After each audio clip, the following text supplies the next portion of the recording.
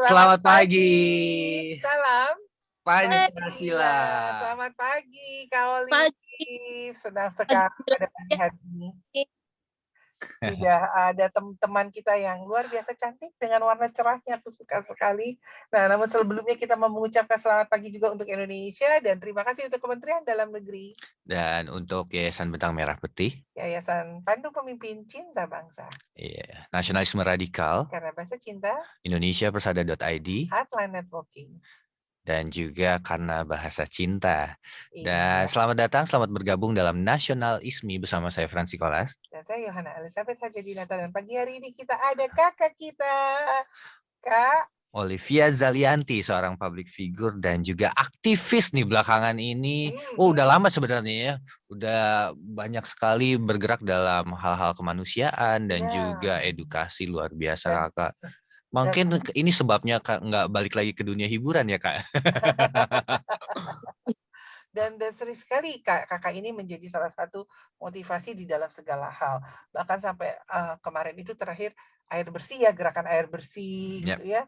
Dan banyak sekali. Dan ya Kak, suaranya nggak keluar, Kak. Sekarang udah keluar belum? Nah, iya, sekarang keluar.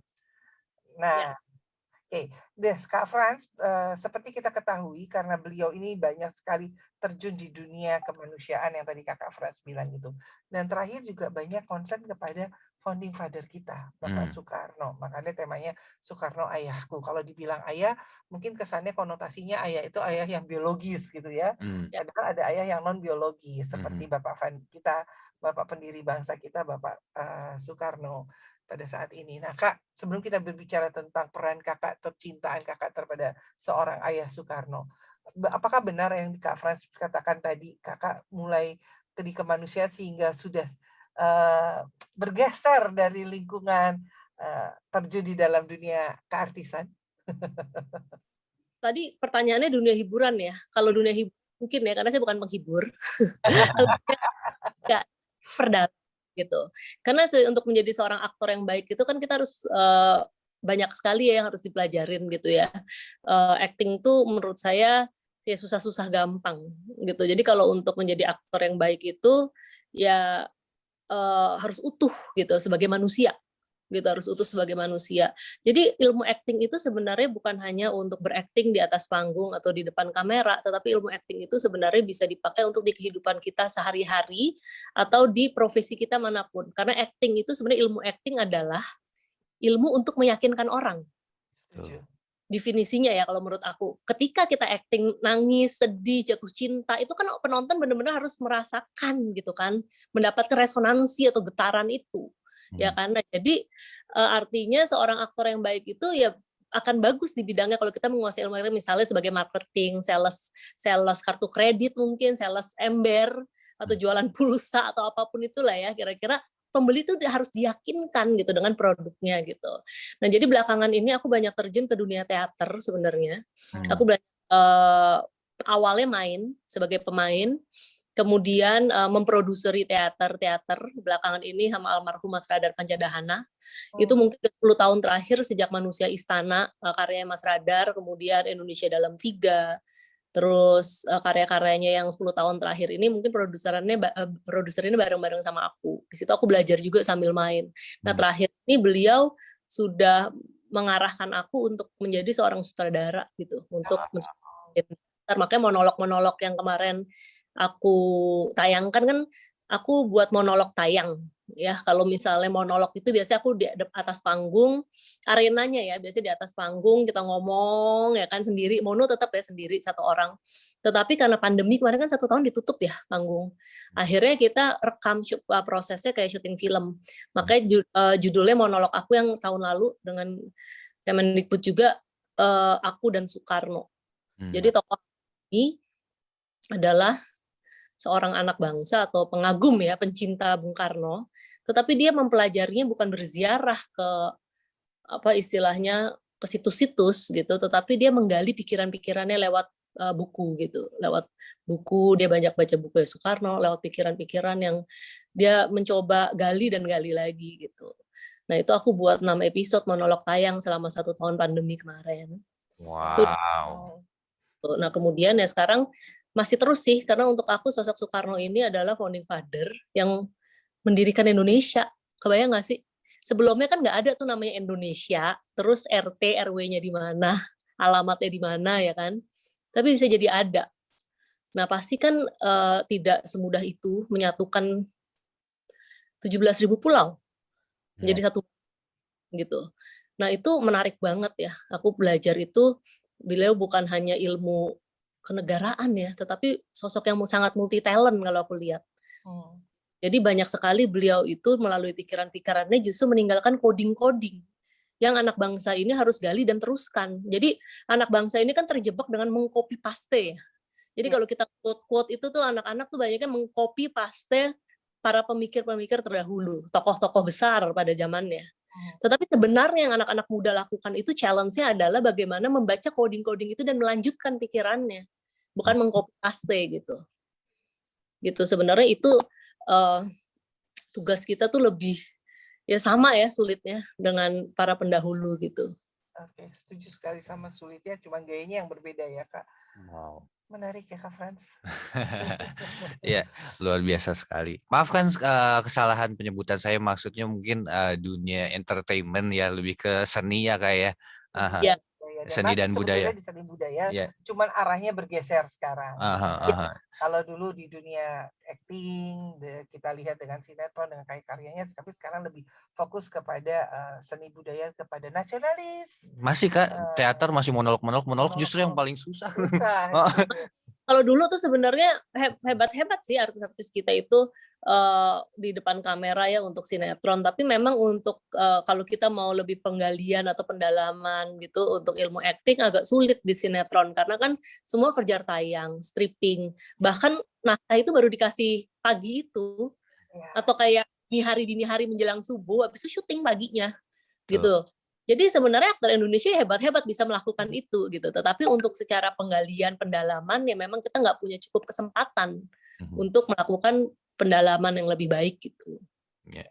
Itu saya memilih belajar acting itu ya di teater. Sejak kapan sih Kakak tertarik dengan karya-karya berkaitan dengan Soekarno? Karena tadi kan sudah dikatakan anakku Soekarno, sekarang bahkan keluar yang nanti kita bahas ya tentang ayahku Soekarno. Tapi kenapa Soekarno kalimat itu menjadi begitu daya magnetnya gitu loh? Gimana ya? Mungkin ketika aku ingin mencari kesejatian diri, mencari apa sih Indonesia gitu. Jadi kita banyak bertanya sebenarnya ketika kita hidup belajar ya waktu masih belajar di sekolah dasar, artinya pendidikan dasar itu yang kita pelajari itu kan penjajahan ketika itu Jepang, Amerika, Inggris gitu kan, Belanda gitu kan. Ternyata ketika aku banyak diskusi dengan teman-teman budayawan, banyak penggalian-penggalian pikiran ya, ternyata ada bangsa yang menjajah Indonesia jauh sebelum itu, jauh sebelum yang kita pelajarin di SD. Dia itu menjajah bukan menjajah rempah-rempah kita, bukan menjajah sumber daya alam, tetapi mereka menjajah kebudayaan kita. Benar dibilangnya apa ya istilahnya pencangkokan kebudayaan. Dicangkok, jadi kebudayaan kita tuh terpendam di sini yang sesungguhnya. Bangsa lain itu lebih mengetahui kita, dan kalau ini muncul Indonesia tuh hebat sekali. Justru itu ditutupi oleh bangsa lain sehingga kita tidak kenal siapa kita. Gitu. Ketika aku waktu SD itu aku udah main lah zaman dulu wahana mungkin Ancol dengan wahananya Mahabharata, Ramayana itu udah sangat Indonesia, sangat Javanis, sangat nasionalis gitu kan. Tetapi kalau digali lagi apakah benar itu asal usulnya Indonesia gitu? Apakah bangsa lain India misalnya? Itu pun kan belum jelas. Jadi siapa kita gitu loh. Gitu kan. Dan banyak sekali lah istilahnya sekarang aset terbesar Indonesia salah satunya Freeport. Itu yang nemuin kan orang istilahnya dari Belanda, warga negara. Dia pekerja di pertambangan minyak pada saat itu, memang hobinya adventure, hiking ya kan. Dan dia mau melakukan ini loh, kayak kalau anak-anak UI itu Mapala ya. Kayak pencinta alam gitu, buat jalur sendiri, nyari ya kan. Katanya di ujung sana ada gunung yang masih ada esnya. Gitu. Jadi anak-anak pencinta alam tuh excited mencari itu. Nah, pada saat itu kan infrastruktur masih sangat buruk ya. Nah itu dengan bantuan kawannya itu pakai helikopter untuk ngirim bahan makanan, gitu ceritanya kan. Jalan-jalan terus karena dia orang-orang geologis gitu ya, melihat ada kling-kling, bling-bling gitu loh, kayak mengganggu mata. Akhirnya diambil lah sampel. Sambil dia perginya intinya gunung es. Nah ketika sampel itu diteliti, nah itu disimpan jauh sebelum Freeport ini kan oleh Belanda, itu di museum di Belanda lah kira-kira. Jadi mereka tuh sudah tahu gitu, memploting gitu, bahwa ada sesuatu yang sangat apa ya, harta karun lah ya bisa dibilang. Nah mulailah masuk tuh penjajahan kebudayaan, dan Indonesia dulunya tuh nggak makan nasi kita. Nah kenapa jadi seolah-olah beras itu menjadi makanan pokok orang Indonesia? Padahal kalau kita lihat dulu enggak. Di Papua makan sagu, di daerah lain makan jagung, di sebagian aja makan beras gitu. Jadi untuk orang Indonesia makan beras itu juga penjajahan terhadap kebudayaan menurut aku. Nah di situ aku banyak diskusi dan pencarian sebenarnya. Ini sebenarnya orang Indonesia tuh gimana sih? Jadi kalau bayangin nggak, semua orang itu tidak makan beras, jadi kita tidak akan kekurangan pangan gitu. Sekarang ini kan problemnya apalagi pandemi. Ini kan semua orang problemnya kalau nggak sakit, kesehatan, ekonomi, atau bahan cadangan pangan kan gitu. Gitu. Tetapi kalau kita sebagai orang Indonesia yang utuh sesuai jati dirinya, kita nggak perlu takut gitu. Orang beras tuh sebenarnya nggak seluruh gitu. Indonesia maka itu saya berharap sekali itu pemimpin kita sampai yang paling tinggi pun juga mengerti kebudayaan orang Indonesia yang sesungguhnya, karena kan kita kan 17.000 pulau. Beda-beda. Dalam satu daerah aja pulau-pulau itu beda-beda bahasa. Betul. Gitu. Nah, itu pencarian sebenarnya. Aku masih mencari, bertanya gitu. Masih banyak. Nah, itu awalnya. Kenapa aku ingin memperdalam mengenai seni kebudayaan. Tapi bukan kebudayaan sebagai produk kebudayaan, tetapi kebudayaan Indonesia yang sesungguhnya. Gitu.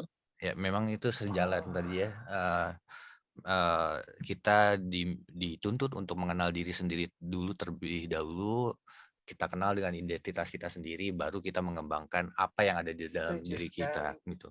Nah, tentu saja tadi pertanyaannya sejak kapan aku mulai? Ya sejak aku pencarian, artinya sebelum ada Indonesia, ketika Indonesia sampai sekarang gitu kan. Nah, peran Soekarno itu ada di seluruh zaman.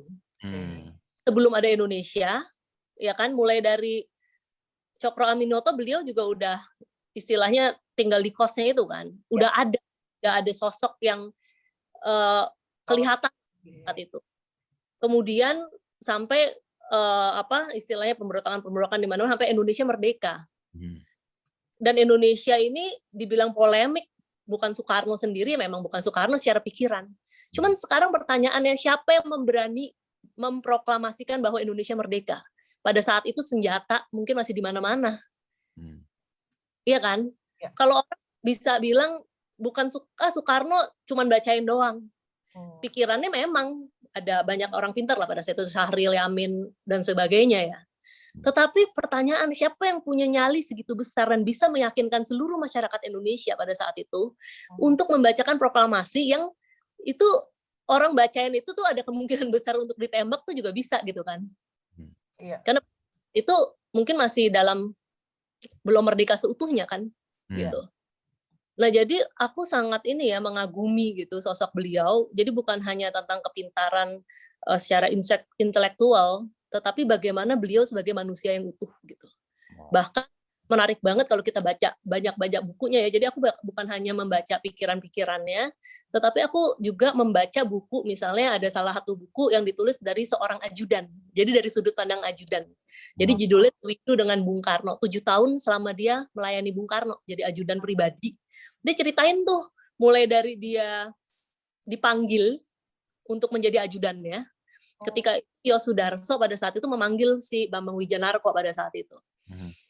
Untuk beliau menjadi ajudan Bung Karno.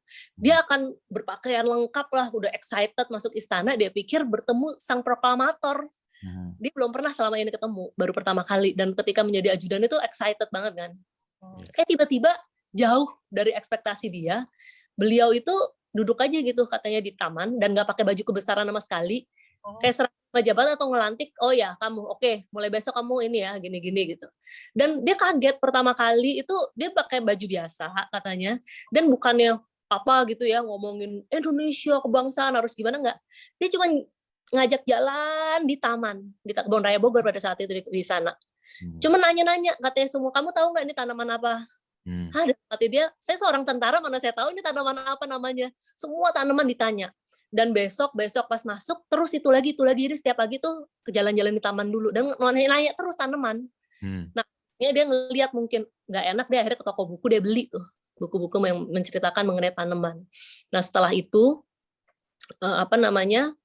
Dia baru ini ya, baru ngerti pas ditanya terus jadi bisa jawab. Dan nanya terus gitu. Nah, artinya di situ beliau tuh melihat ini orang ditanya terus nyari nggak gitu kan. Masa nggak bisa jawab terus gitu. Dan nanyanya tuh bukan hal-hal yang bersifat dengan ketahanan, tetapi dengan tanaman coba gitu. Jadi aku lihat beliau tuh bener-bener apa ya, mempunyai pengetahuan yang luar biasa banget ya. Jadi kayak beliau orang Islam banget aku bilang. Mengenai ketuhanan mungkin beliau tuh sangat ini ya, religious dan spiritual. Tetapi dia membaca Injil berkali-kali, mempelajari kitab-kitab agama lain. Jadi ketika dia berhadapan dengan orang yang bukan seiman, dia bisa ngomong di ayat ini apa ya, kalau Injil itu istilahnya apa sih istilahnya? Itu aku baca itu menarik banget gitu. Bagaimana ajudan itu menceritakan ketika dia negosiasi dengan Rusia dan sebagainya. Jadi seorang manusia yang apa ya, utuh ya maksud aku, secara bukan hanya dengan wawasannya doang, tetapi dengan aku mengagumi beliau tuh dia sebagai manusia dan bagaimana dia itu memanusiakan manusia. Itu juga menarik banget, memanusiakan manusia. Dan kita sekarang kan suka apa ya, istilahnya orang Jawa kan pengennya diorangkan gitu kan. Sebenarnya orang Indonesia tuh gitu aja, diorangkan gitu. Diwongkan gitu kan ya kalau bahasa Jawanya, diwongkan gitu. Itu sebenarnya itu aja. Orang Indonesia tuh pendekatannya kalau dengan kebudayaan, semua komunikasi itu bisa cair. Nah, yang sekarang dilakukan tuh banyaknya pemerintah sebenarnya maksud dan tujuan pemerintah itu kan baik. Ingin membangun negeri ini gitu kan. Tapi dengan caranya gitu. Nah, orang yang ada di daerahnya itu merasa seolah-olah pemerintah itu ingin membangun atau membuat peraturan sedemikian rupa, tetapi tidak memihak kepadanya. Atau misalnya di pulau-pulau ingin menggeser mereka gitu, keluar dari pulau itu. Nah, mereka udah hidup di situ berapa turunan, bukan hanya berpuluh-puluh tahun tapi berabad-abad gitu loh. Tapi cara menyelesaikan masalahnya itu tidak sesuai dengan kebudayaannya daerah itu masing-masing gitu. Salah satunya misalnya banyak yang di Komodo, di Pulau Komodo itu kan banyak ini ya, pertengkaran atau perselisihan pendapat. Padahal masuk pemerintah itu ingin membangun itu gitu kan supaya maju. Kan gitu, tetapi mungkin ada pendekatan kebudayaannya itu yang kurang pas sehingga masyarakat di sana seolah-olah mereka ingin disingkirkan gitu. Jadi betapa pentingnya nih pengambil kebijakan, terutama itu sangat mengerti kebudayaan.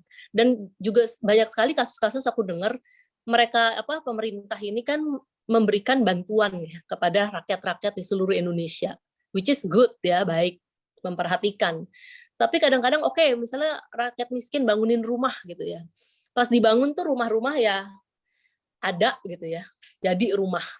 Tetapi dengan kebudayaan mereka tuh tidak cocok. Misalnya hujan tiba-tiba rumahnya dari seng, teng teng teng teng, orang keluar semua karena mereka biasanya dengan jerami gitu kan, nggak ada bunyi. Jadi kaget. Itu banyak tuh. Terus kayak dikasih bantuan sembako, dikasih beras, padahal di daerah timur dia nggak makan beras gitu, dia makan sagu, makan jagung gitu. Kenapa dikasih beras gitu? Nah, jadi hal-hal sepele mungkin itu yang tidak dipahami gitu oleh pemerintah. Justru hal-hal sepele itu yang harus dimengerti oleh setiap pengambil kebijakan. Gitu. Jadi tidak ada miskomunikasi atau sejalan dengan pikiran rakyat. Nah, sekarang yang terjadi itu ketimpangan bahwa ya tadi selalu ada gesekan karena itu bahasanya berbeda gitu kira-kira. Menarik sekali. Wow. ada sebuah cerita baru yang saya baru dengar juga, dan nilai moralnya penting juga ya. Sangat. Untuk beberapa kali ditanya, masa nggak mau cari tahu sih untuk menyelidiki lebih lanjut gitu. Wah, thank you sudah berbagi cerita, Kak. Dan memang setuju sekali sebagai seorang aktor, dia tidak hanya mempelajari seni peran, tapi juga mempelajari bagaimana menjadi manusia yang utuh. Oleh karena itu juga dia tidak bisa lepas dari isu-isu kemanusiaan. Makanya tadi saya dengar Kakak bercerita mengenai berbagai masalah dan di masyarakat, menunjukkan betapa dedikasi Kakak dalam dunia seni peran. Nah, yang menarik adalah sekarang katanya nyanyi ya, Kak? Bukan nyanyi sih. Bikin single atau gimana nih? Saya ketinggalan berita ini. Suara aku ya, itu udah suara paling jelek sedunia. Enggak Nggak lah. percaya, ini aku dengarnya aja suaranya bulat gitu. Teman habis Ya, kok. Jadi karena aku nggak bisa nyanyi, Mhm. tapi pengen ngebuat lagu gitu kan, yang ini nih gitu kan. Nah akhirnya aku memproduksi sendiri dan bareng-bareng lah sama teman-teman yang sejalan untuk membuat itu tadi lagu itu. Yang tadi. Soekarno Tapi Ayahku. iya, yang nyanyiin bukan aku gitu. Aku ada sebenarnya mau coba-coba nih buat guide doang gitu ya. Tetapi itu tidak membanggakan, bahkan tidak cocok gitu ya untuk jadi guide, nanti bisa salah-salah gitu. Jadi aku ngajak teman-teman juga, pertama anak lokal sih dari Jawa Barat, Majenang. Jadi aku ada sekolah sebenarnya di situ namanya Karya Tunas Nusantara. Mungkin 2012 itu kita membuat satu event. Itu 36 provinsi menularkan semangat kebangsaan atau semangat kreativitas kepada anak-anak muda di seluruh Nusantara gitu kira-kira. Gerakannya namanya Karya Tunas Nusantara. Ketika itu selesai, semangat itu berbuah di daerah-daerah, khususnya yang daerah Jawa Barat, Majenang. Dia melanjutkan punya sekolah. Nah dari sekolah itu yang istilahnya bisa dibilang numpangnya di kandang. Banyak banget orang yang rumahnya tuh jauh-jauh harus jalan 2 jam, nyebrang bukit gitu. Itu untuk sekolah. Nah, bagaimana aku bisa membantu mencarikan donatur-donatur untuk mereka membeli tanah, karena syaratnya dapat dana anggaran dari bos atau dari mana gitu ya, tanahnya dulu kan. Kalau tanahnya kan nggak bisa. Nah akhirnya dengan perjuangan itu jadilah sekarang satu sekolah, bahkan udah ada masjid, ada macam-macam lah di situ. Nah anaknya terus berkarya. Kalau ngelihat aku teater ke Jakarta tuh mereka datang loh ke GKJ, ke gedung kesenian, jauh banget 7 jam. Berangkat pagi-pagi untuk nonton pentas gitu. Nah semangatnya itu, spirit itu yang memang harus kita bina terus. Nah spirit itu akhirnya melahirkanlah di sana karya-karya lokal. Lokal yang mereka jadi ikut. Padahal sekolahnya ini kan sekolah kejuruan, tata boga dan marketing. Tapi itu ada kelas-kelas ekstrakurikuler yang semacam video, teater, kan dulu teater ya. Tetapi kan nggak ini ya, banyak interaksi ya karena pandemi. Mereka lebih ke digital. Buat direkam film pendek. Dan ada yang menang kontes secara daerah. Nah dengan itu mengajaklah siapa ayo yang bisa main musik gitu. Kebetulan aku punya mentor juga sangat mendirect ya musiknya. Kalau aku kan nggak terlalu ini ya sama musik tuh sebenarnya. Aku lebih ke vision, narasi mungkin aku gitu. Terus ya akhirnya jadilah ini gitu dengan kolaborasi kita dan teman-teman dari Jawa Barat, anak lokal lah. Terus dibikin sama anak lokal, pertama gayanya keren banget juga. Nah, aku ngajak anak muda milenial tuh Shannon untuk nyanyiin yang di klip masih sampel sih sebenarnya ini gitu. Masih sampel sederhana banget, buatnya di rumah sendiri. Terus kebetulan aku waktu itu ada ziarah ke Istana Gebang, ada beberapa kali kan, terus ada video-video yang belum kepake gitu. Perpustakaan Bung Karno pada saat itu. Mungkin tahun lalu ya. Terus aku masukin. Jadi ini sebenarnya masih sampel. Cuman mudah-mudahan dengan adanya lagu ini mengingatkan kita ya bahwa itu yang harus kita lanjutkan gitu, pikiran-pikiran ayah ideologis ya kalau aku bilang. Bukan ayah biologis, tapi ada ayah biologis, ayah ideologis. Karena kan kita bicara Indonesia pasti tidak lepas dari sosok itu. Betul sekali. itu dari sebelum ada Indonesia, ketika Indonesia ada, dan setelah, gitu kan, 65 mungkin kejayaannya sampai setelah peristiwa 65 itu kan. Jadi apa ya? Mungkin saja yang kita perlukan genetik atau sosok multi talent seperti beliau itu yang pas untuk memimpin negara kita itu di musim pandemi ini. Gitu, karena sekarang ini sangat sulit. Kalau dulu itu kita perang itu melawan orang yang benar-benar kelihatan, ya kan, kata Bung Karno itu, perjuanganku akan lebih mudah, benar perjuanganmu lebih sulit karena saya melawan bangsa lain, hidungnya kelihatan, beda. Kalau sekarang kan nggak kelihatan. Iya, setuju. Thai war gitu ya. Karena sekarang itu kalau kita sebagai manusia itu sebenarnya apa yang aku perjuangkan melalui kebudayaan ini hanya mempertahankan eksistensi aku as a human being. Eksistensi aku sebagai manusia terus menjadi manusia. Dengan kemajuan teknologi sekarang yang luar biasa dahsyat, maka kalau kita tidak memberikan pengetahuan atau bagaimana menggunakan teknologi secara arif atau bijak, memang membantu. Kayak sekarang saya ada di luar kota, Mbak ada di Jakarta, kita membantu ya bisa sekarang. Tetapi bagaimana memanusiakan teknologi, bukan menteknologikan manusia. Iya. Sebenarnya poin penting untuk aku yang harus disadari. Karena bagaimana nanti perkembangan zaman artificial intelligence, mungkin 2050, kita hanya sebagian kecil di bumi yang memperjuangkan kemanusiaan kita. Kita akan melawan artificial intelligence, robot, dan sebagainya. Dan itu 2045 akan dimulai pertarungan itu. Jadi untuk anak muda sekarang, itu perjuangan nanti di 2045, itu akan lebih sulit. Karena bagaimana cuma memperjuangkan kita sebagai manusia. Betul, setuju. Bisa tergeser kita. Posisi kita sebagai manusia ini sudah terancam.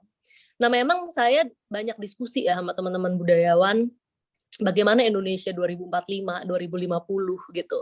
Yang kita melihat, kita udah tahu endingnya, mungkin di film-film Hollywood tuh banyak ya, karena film Hollywood saya yakin dia tidak hanya membuat film, tapi melalui riset ilmiah.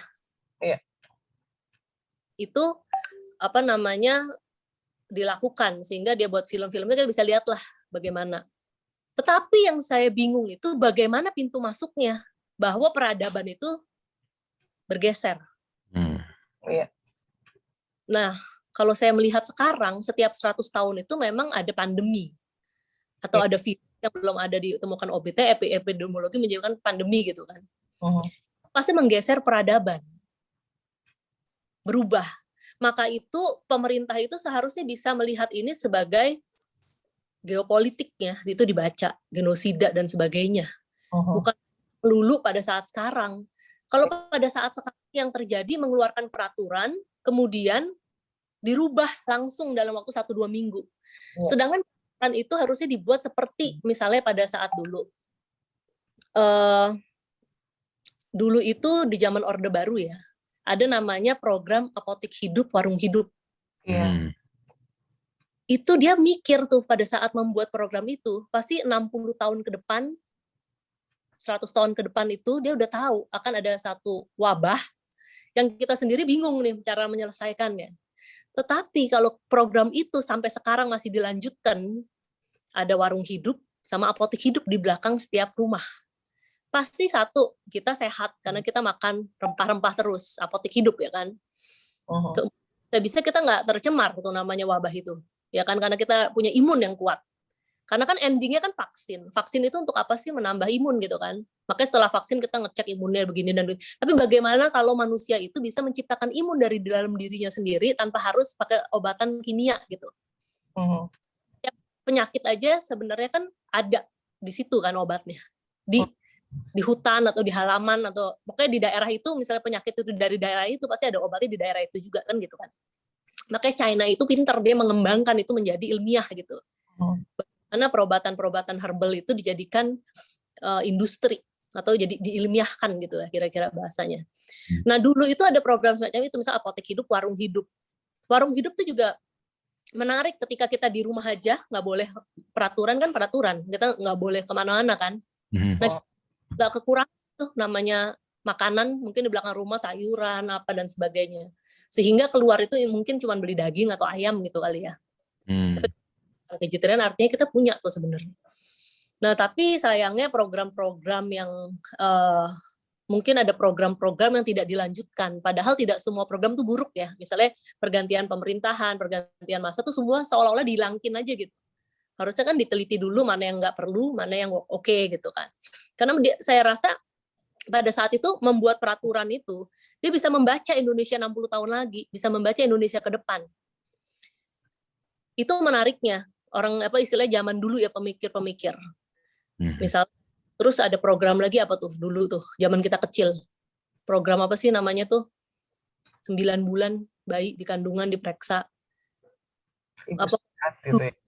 Posyandu itu apa kalau 9 bulan dari sebelum sampai setelah apa ya programnya, saya lupa, mungkin yang berkaitan dengan Ibu Sehat dan Posyandu sih, tapi lupa namanya apa, tapi tahu itu. Jadi, sebelum dan setelah itu diteliti tuh bagaimana dia pasti akan mengukur cadangan pangan nanti untuk kebutuhan orang Indonesia gitu. Benar. Nah, jadi aku membaca tuh kayak dulu tuh kalau buat peraturan itu menjangkau, pikiran-pikiran itu menjangkau gitu. Termasuk Bung Karno. Ketika itu bangsa Indonesia yang dalam keterpurukan secara ekonomi, bagaimana mungkin dia itu bersikeras membuat patung-patung di Sudirman, Pancoran, Tugu Tani dan sebagainya. Untuk hanya menyambut tamu waktu Asian Games datang kan. Makanya patungnya ngadep ke, dulu kan bandaranya di situ ya, bukan di Soekarno-Hatta kan. Iya. Itu dipikirin semua. Tetapi pada saat itu beliau tuh dihujat. Ngapain ngebangun kayak begitu, disangka kenapa tidak mendulukan sandang, pangan, papan untuk kebutuhan masyarakat. Tetapi bayangkan jika mana patung-patung itu tidak ada sekarang di Sudirman, mungkin kota Jakarta itu akan beda, cuman akan ada pinjol-pinjol atau fintech untuk menawarkan barang-barang promosi atau iklan-iklan. Tapi tidak ada megah, tidak ada prestisnya, tidak ada wibawa gitu ya. Nah itu kan artinya beliau pada saat itu dihujat mengambil keputusan tapi menjangkau zaman, menjangkau abad gitu pikirannya. Iya. Kalau kita lihat sekarang ini kekurangannya itu karena tadi tidak mengerti Indonesia yang utuh, sehingga mengambil keputusan, wah pandemi nggak boleh keluar-keluar, oke promosi tiket ketika itu di wisata dalam negeri. Baru aja promosi tiket mungkin 2 minggu atau sebulannya tiba-tiba semi lockdown ya apa namanya PSBB gitu kan, langsung nggak boleh lagi. Kan bingung orang. Saya yakin pejabatnya juga bingung. Ini kok gimana ya? Baru ini nggak jadi. Buat ini udah mematangkan nggak jadi. Ini nggak jadi. Gitu. Luar biasa, Kakak ini berapi-api sekali semangatnya. Tapi memang bagus banget sih Kak Frans. Jadi kalau saya lihat gitu ya, satu yang nggak heran Pak Soekarno itu mempunyai karismatik yang begitu dalam dan kuat ya. Karena beliau sudah menjadi contoh yang tadi Kak Olive bilang, bisa memikirkan sebelum, sekarang, dan sesudah. Bahkan kan kalau dibilang sesudah nih kan benar nih, perang kita nih macam-macam. Contohnya yang sekarang juga cakap digital gitu, era digital. Terus nggak heran jadi ayahku Soekarnoku atau Soekarnoku ayahku adalah salah satu produk yang memang perlu kita sama-sama. Kalau sebagai seorang ayah yang hadir di dalam kehidupan kita adalah contoh, maka kita harus bisa mencontoh dari apa yang sudah Pak Soekarno lakukan untuk Indonesia. Itu tuh Kak Frans tuh. Keren. Yang saya suka tadi, salah satu keywords yang Kak Olive sempat bilang adalah ayah ideologis, dan salah satu yang diwariskan oleh Bung Karno yang sampai sekarang sangat relevan adalah Pancasila, ideologi kita yang sangat kita butuhkan sebenarnya di masa-masa sekarang ini untuk melawan pandemi atau apapun juga.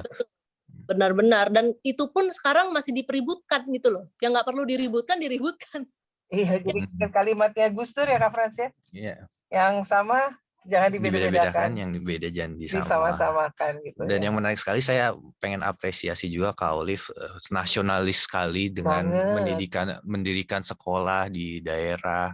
Karena saya percaya hanya pendidikan yang bisa membuat bangsa Indonesia lebih maju lagi, dan juga saya percaya apa yang semangat Bung Karno sudah jadi ada di dalam dirinya Kak Olive. Betul. Ideologinya udah masuk Iya, Betul. gotong royong mendengar Kak Olive membantu dalam pandemi COVID-19 mengadakan konser untuk membantu para tenaga kesehatan, itu semangat gotong royong Pancasila sudah tercermin dari situ ya Kak ya.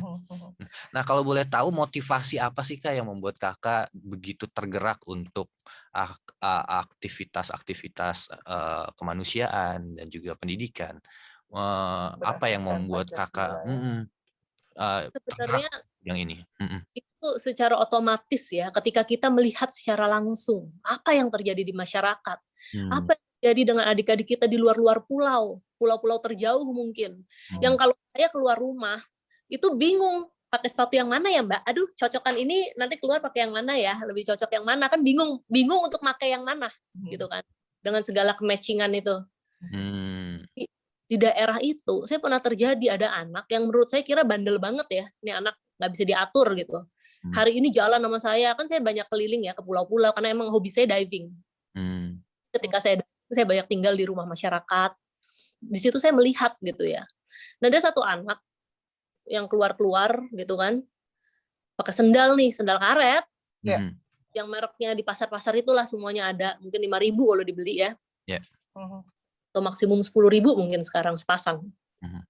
Besoknya nggak pakai, lusanya pakai gitu. Saya tanya, ini bandel banget sih. Nanti kan kalau kita kan keluar rumah yang mau pakai sepatu gitu kan. Ternyata temannya bisikin, kakak, dia itu anaknya berenam. Jadi adik kakak tiap hari gantian sendalnya.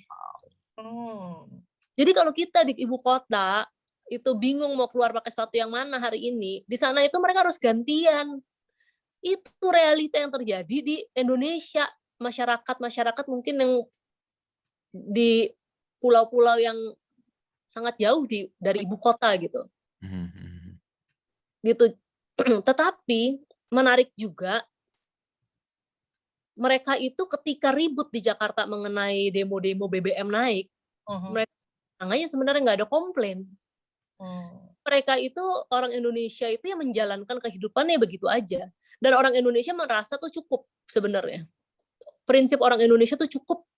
Jadi udah bisa hidup cukup, perut nggak pusing ya, nggak lapar, itu cukup gitu. Dan nggak usah banyak aturan. Jadi kalau ada berita orang di Jakarta begitu BBM naik, wah demo, padahal di sana lebih mahal. Orang Indonesia kan memang karakternya tuh nerimo, ya kan, pemaaf, cepat melupakan kalau orang punya kesalahan, gitu. Nah itu ya yang harus dimengerti sebenarnya. Cukup, dan jangan terlalu usik-usik. Yang terjadi nih, orang-orang di luar pulau coba kalau melakukan riset, kayaknya mereka hidup nih, kalau tidak diganggu-ganggu dengan peraturan yang berbagai macam itu, mereka tenang-tenang aja. Bahkan mungkin berapa tahun lalu, coba dilihat data 5 tahun lalu mungkin ya, 5 tahun atau berapa tahun lalu, nggak tahu sampai sekarang masih atau enggak. Itu yang tingkat kebahagiaannya paling tinggi di mana, di Wonosobo.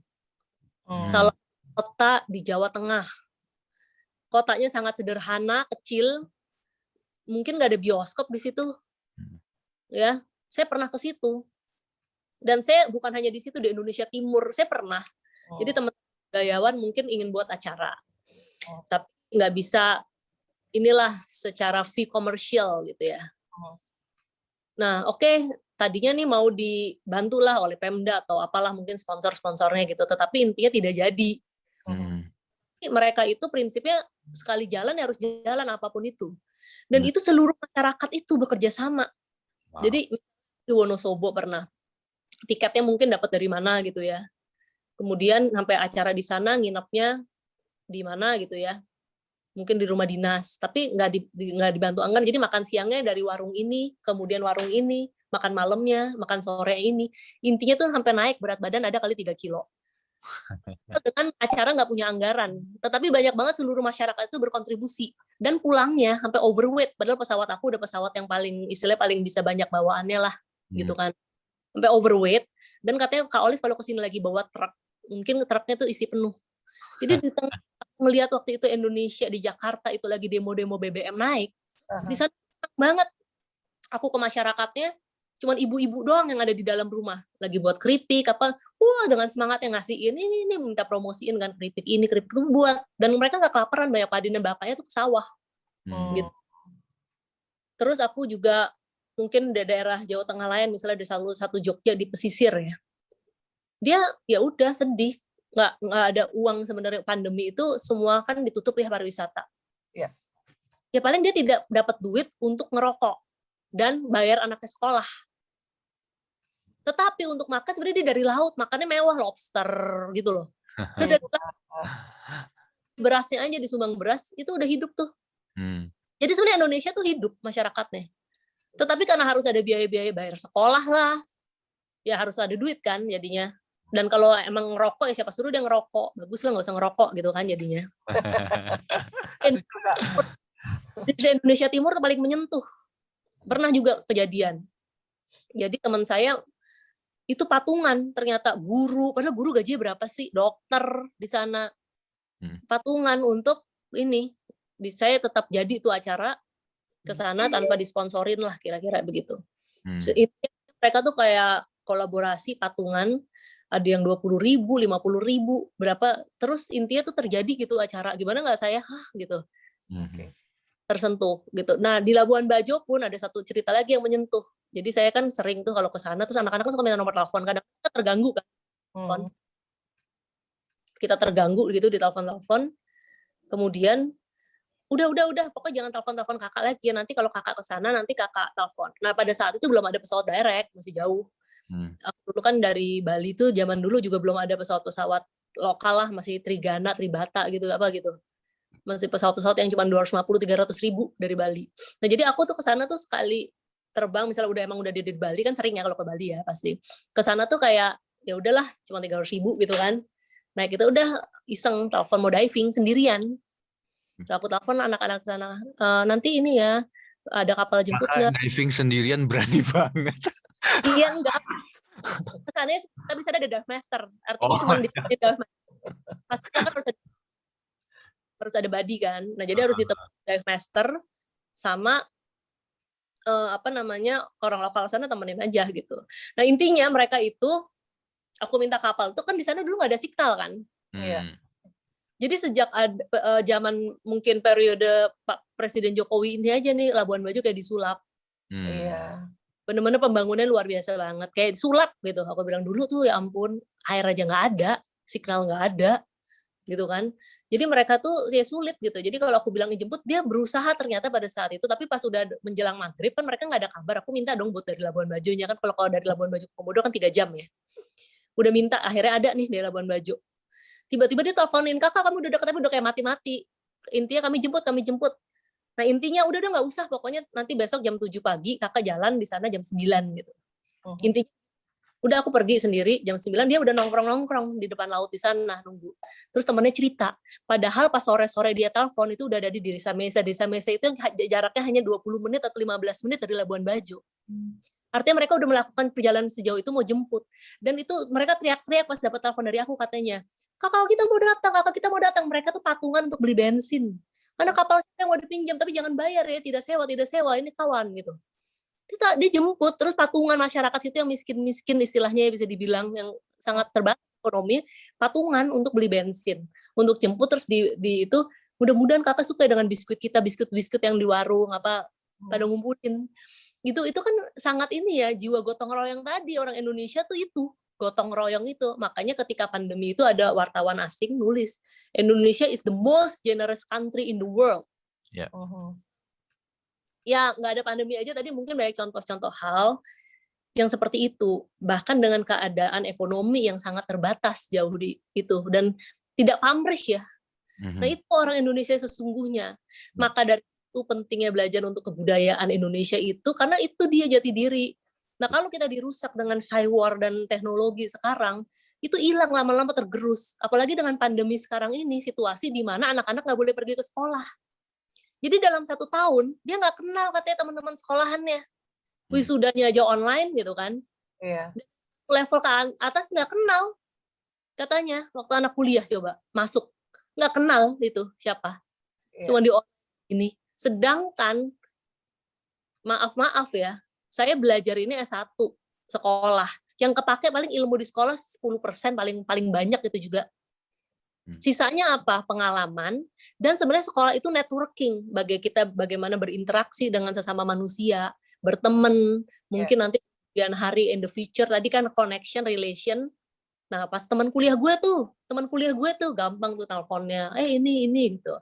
Akhirnya jelas suatu creativity, diskusi menjadi suatu kegiatan lah atau yang bermanfaat gitu. Itu kan sebenarnya kan kuliah, kalau nggak kuliah kan nggak punya teman. Betul sekali ya. Wow.